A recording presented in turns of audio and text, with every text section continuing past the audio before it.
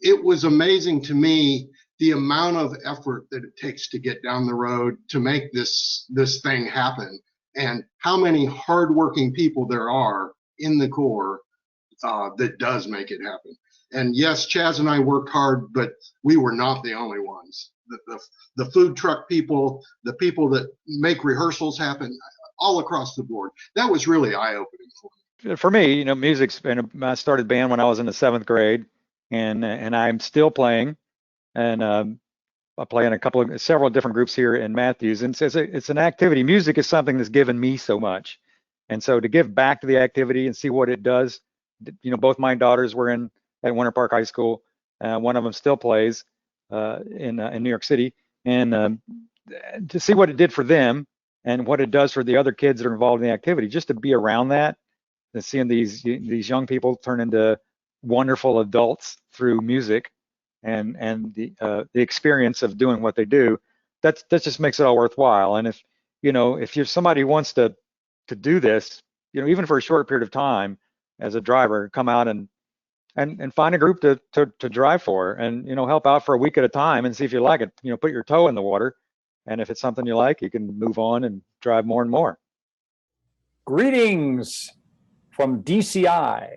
This is Drum Corps International staff wishing Marching Roundtable and Tim Hinton the very, very best on your 1000th episode. We're so grateful for everything that you have done for marching arts all around the world. Keep up the great work. Congratulations. Thank you. Congratulations. Congratulations.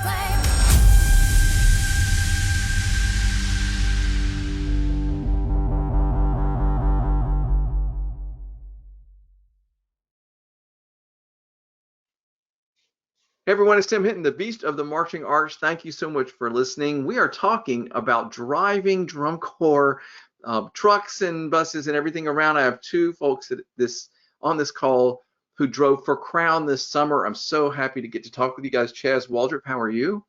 Doing great. Thanks for being here. And Wayne Baker's with us. Wayne, how are you? I'm doing great as well. Thank you. Thank you guys for being here. So I think this is going to be interesting. We know that the trucks and all the equipment and the members and everything have to get schlepped from place to place, but how does that work all summer? How many miles are you traveling? How does that work?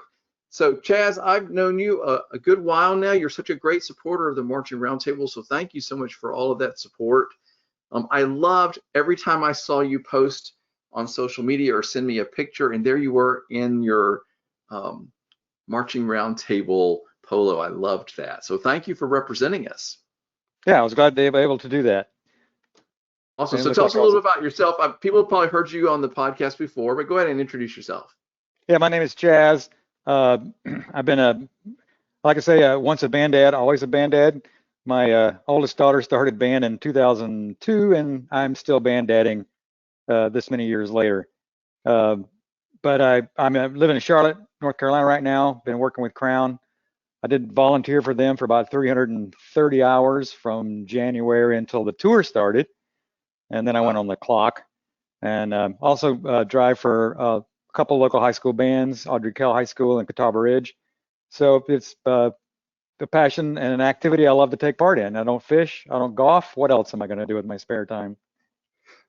Well, it's so important that we need these drivers to help us get all of our stuff and all of us where we're going. So Wayne, introduce yourself, please.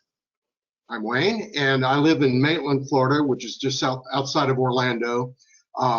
My daughter, my oldest, went to school with one of Chaz's daughters, high school, and we're in band together. And that's kind of started my truck driving career. And through a number of corps over the years. I currently am active with Indoor Percussion WGI group out of Orlando, Infinity Percussion. And of course, I drove for Crown this summer. Yes. That's awesome. So how does this work? Let's just start there, Chaz. Like, how many vehicles are there in the Crown Caravan that have to get from place to place? Well, when we're all at the same time, when we're all on the road at the same time, there's 14 total vehicles. I don't know if you saw my post this summer, but I figured it all out. That's 172 tires on the pavement. And then there's 2 gators on trailers. So it's a total of 180 tires going down the highway at any one time. So it's quite the operation to get from one place to the next. And you know, that's pretty typical for most of the corps. Some of them have more, some of them have fewer vehicles, but that's what it takes to get from place to place and do modern drum corps. So absolutely. So I have so many questions. But first of all, I ask you, Chaz, how is it possible that you can stop your life to take the whole summer? I know you've driven like portions of summers before, but you were there with Crown from the very beginning this year. How were you able to do that? Well, unfortunately, I work for some really, really great people. My day job, I work for a commercial real estate development company, and this has always been a bucket list to do an entire tour. You know, I've always ever done like 1 or 2 or 3 weeks at a time, and so I just threw it out there, asked for a leave of absence, and built a great case, you know, about what Crown is all about. You know, not just the drum corps, but Crown Cares, all the other things that they do, and the excellence of the activity, and the effect that they have on young people's lives. And they thought it was a good cause and a good reason to let me take the time off this summer, and they did. That's awesome. So Wayne, how is it that you were able to have time to be on the road?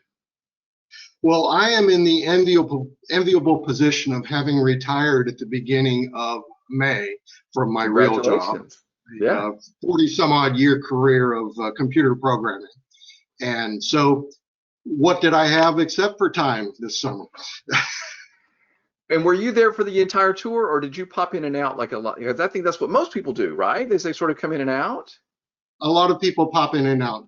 I did take a 2-week absence to attend the baseball all-star game out in Seattle. My daughter lives there with her husband, and visited it with them for about 2 weeks. So I hopped off tour a little bit and then came back. Okay, so Chaz, he abandoned me. Yeah, he left you behind for a couple of weeks. Well, I think that's a really good reason to take a break, and I actually think it's so grueling to be on tour. It's just amazing to me that you could do this. So Chaz, your first year doing the whole thing, was it as hard as I think it is? Like, it's hard. The break? It's hard, but it's fulfilling. You know, there are lots of frustrations, lots of stress, but for the most part, you know, you just keep a positive attitude, and you know, you get to stand in front of that horn line on a daily basis, and that makes it all worthwhile. And you know, even at the very end of it, I was saying I want to do this again next year. I just got to figure out how to butter up my bosses so I can do it again. Very cool. So Chaz, do you guys drive the same? Let me ask you, did you drive the same vehicle the whole summer, or are you guys switching around? How does that work? Yeah, I drove the same tractor all summer. I pulled what I call the staging or sets trailer. I know they always refer to them as props. I know you've tried to change that nomenclature because, you know, you hold a prop in your hand, you stand on a stage or a set piece. And but that's the trailer I drove and pulled the whole summer. And I slept in the tractor for 58 days. So wait a minute, just tell me about that part. You slept in the truck, I guess, like somebody that would be a trucker on the road, right? There's a way to sleep. It's a nice sleeper. It's got a nice refrigerator in it, plenty of room, nice bed, you know, good air conditioning.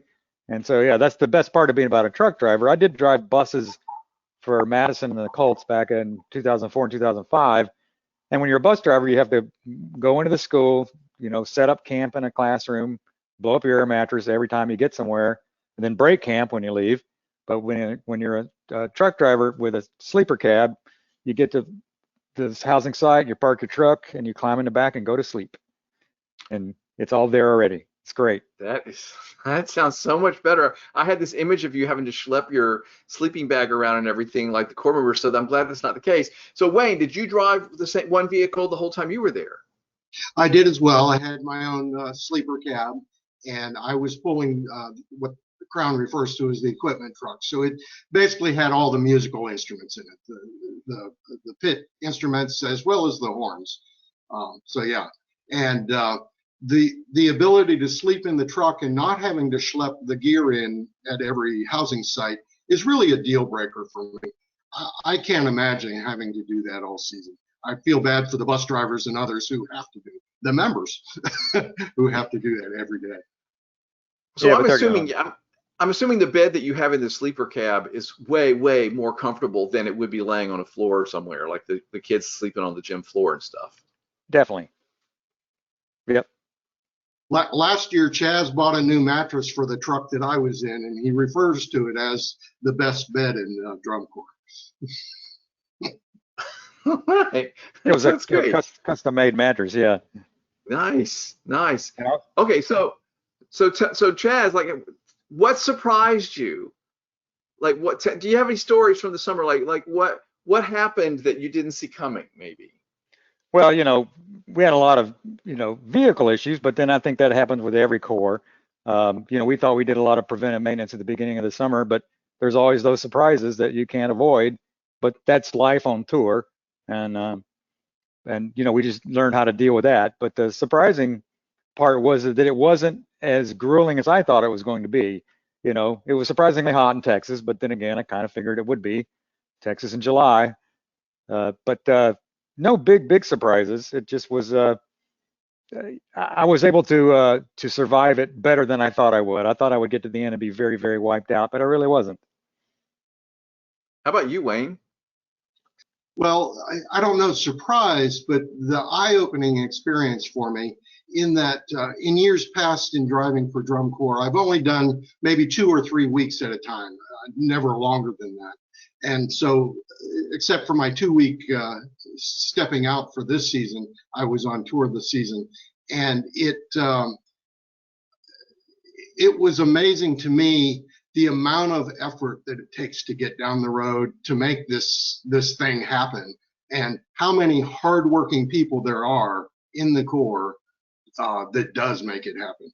And yes, Chaz and I worked hard, but we were not the only ones. The food truck people, the people that make rehearsals happen, all across the board. That was really eye-opening for me. Yeah, I think people don't. That's why I love talking about these sort of heroes, as I call them, behind the scenes, because people see the Corps come out and they see what they do, but they don't have any understanding of like how many people are doing so many different things to make this possible. And you already mentioned some of those. So Chaz, you mentioned you got to hear the horn line a lot. How does that work? Like, once you're there and you've slept, then you have free time to like watch rehearsals or hear the horn line or whatever? How does that work? Well, once we get up, we had a lot of maintenance to do. We had 5, 6, 7 generators. The 3 entertainers had generators that run constantly to keep the air conditioning going. The food truck has a generator that runs 24/7 to keep the refrigerator going. And we had an RV with the generator, and then we have the 2 pit generators. It was part of our responsibility was to keep those serviced, and they get serviced on a weekly basis. So, we had those things to do. Plus, there's always something that's breaking that needs some attention, that needs some improvement. So we take care of those things. But by the end of the day, when they do ensemble, usually the schedule has the Corps doing ensemble in the evening. We'll try to catch the last part of the ensemble rehearsal and the full run. And that, being able to see that every night, that was one of the big benefits of the activity. How about and then, for of course, you, Wayne? we were at lots of shows too, and we would either go in and find a good seat if there wasn't, if there was any available seats. And several of the shows we actually had tickets to. Went to Allen. My daughters met me in Allentown. We had really good seats for that show, and we bought tickets to the Muncie show because that was the first one, and it's a crowded show, and we wanted to have good seats for the first show of the season. How about you, Wayne? Are you also, I know obviously you have this musical background with your daughter being in band and everything. Are you also somebody that would want to watch these rehearsals and see the shows a lot? Absolutely. In addition to my daughter, I have a son who did march drum corps, and so I definitely have a vested interest in it.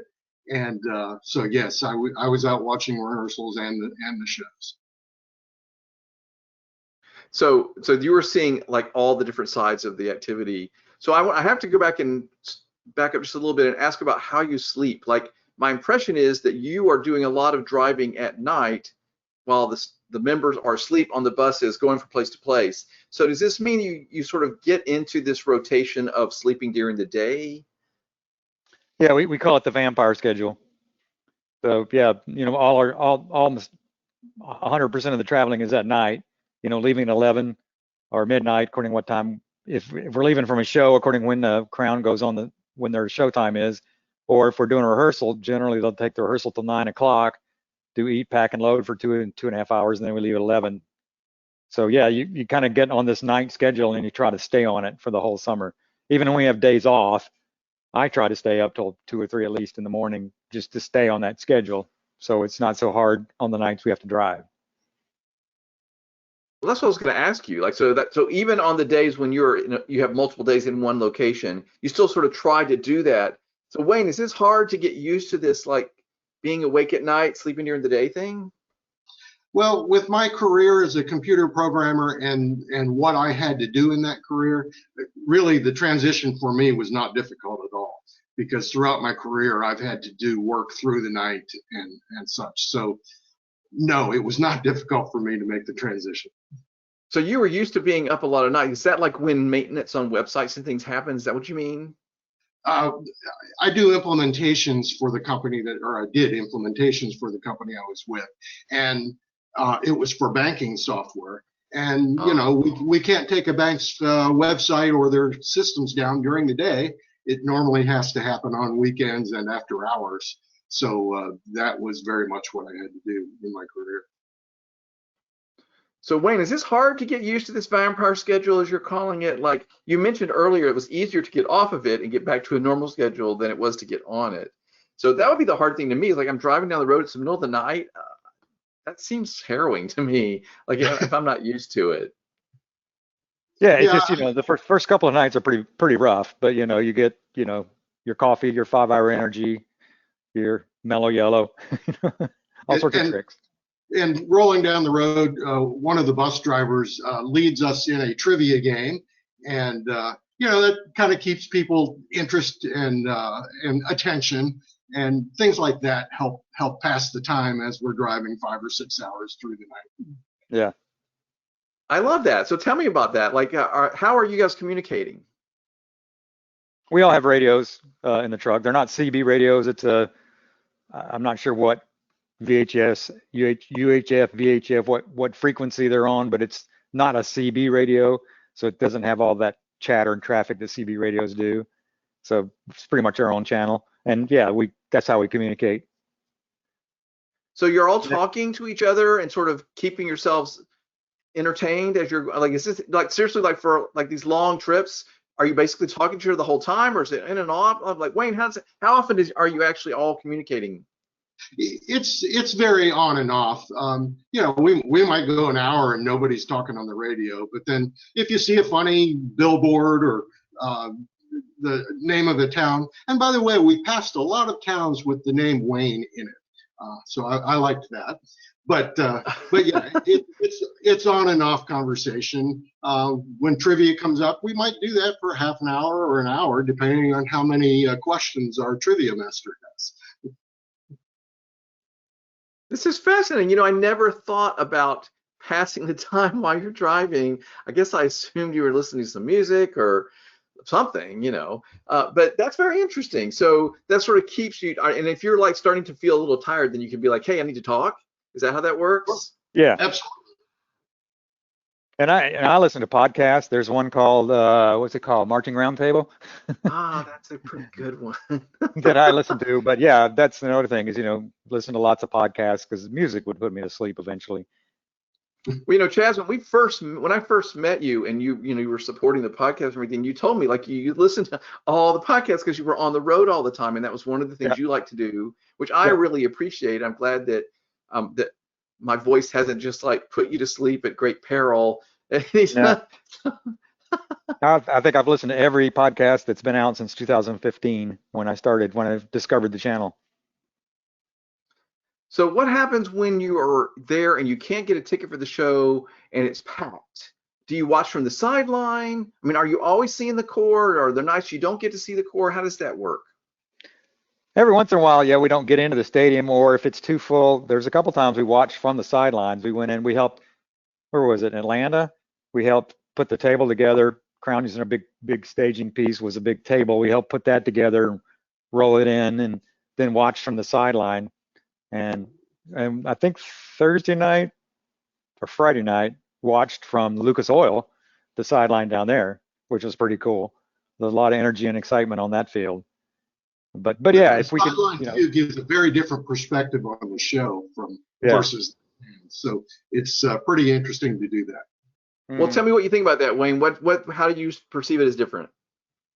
Well, of course, the horn blast is right there. And to me, you can just feel the energy of the performers so much more than in the stands. Yes, it's great in the stands, but it's almost, you're almost in it. And that energy is fantastic. And the individual effort too, as you can see when you're that up close, is really fascinating to see how hard those kids are working. It's kind of like watching a hockey game. If you're up in the nosebleed section, yeah, you can see the guys riding around or skating around on the ice. But when you have a ringside seat, you can feel the energy of that game. That's a really good point. I always try to make, whenever I'm at in Indy at the end of the season, I always try to have at least one night where I sit as close as possible for that exact thing, because you really can see the effort and feel the energy coming off the field. That's what's so wonderful about Drum Corps Live. You just don't get that watching in the movie theater or on video or on computer or whatever. Of course, it's great to see it however you can see it, but it's so much better when you see it live. So do you guys have any other special memories, certain nights you saw the corps that you thought were special, or anything else that happened that you want to share with us? We'd love to hear some stories. Yeah, we just, it's like Wayne was saying, it takes so many people to make this go down the road. And there's so many people that weren't on the road that really helped us out. We were having issues and, it needed some help getting somebody to come help work on a vehicle. There's a couple of people we could call, and they were always very willing to help jump in.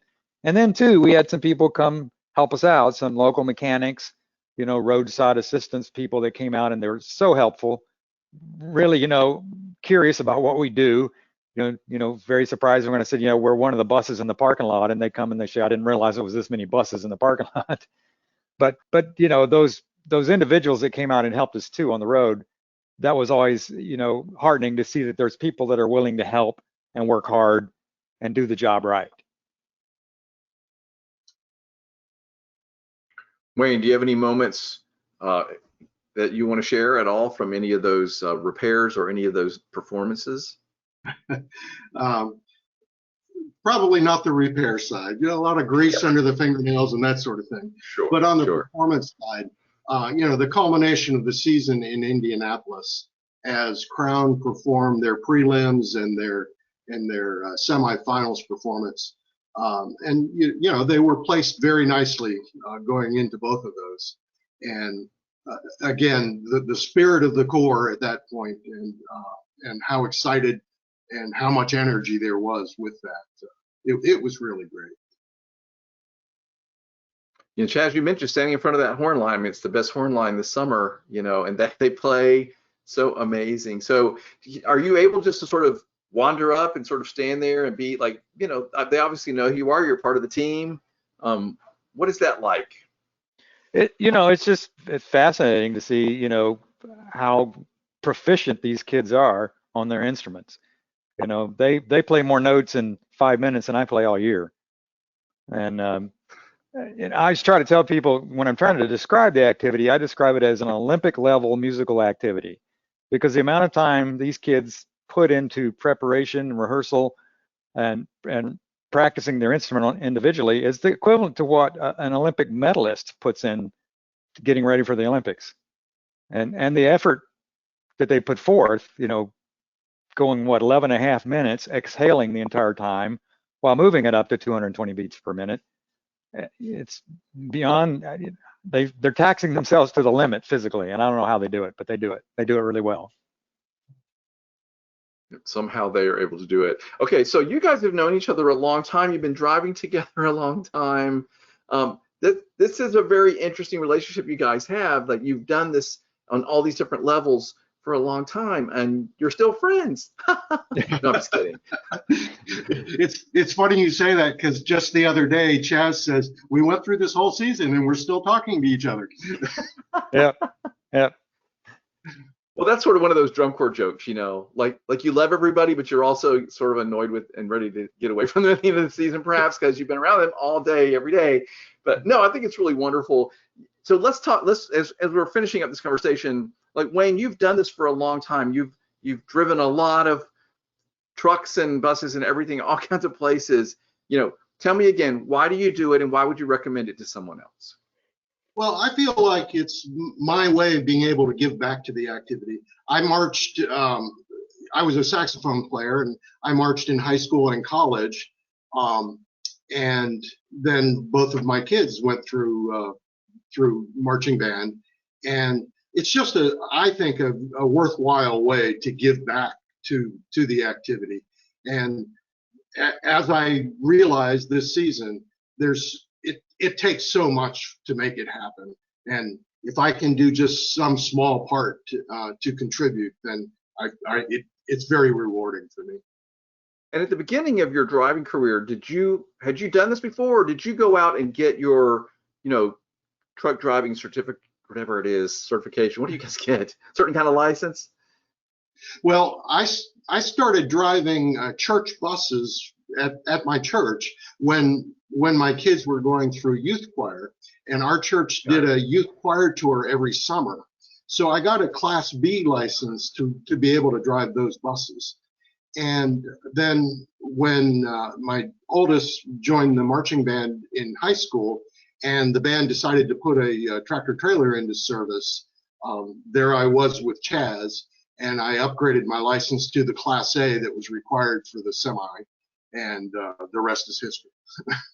Yeah, absolutely. Chaz, how about you? Similar thing? Like, what got you to start driving? I guess you've been driving a lot in your career. Well, I think it goes back to when I was in high school, and I had to take a carload of sousaphones to our marching band show because they didn't fit in the school bus.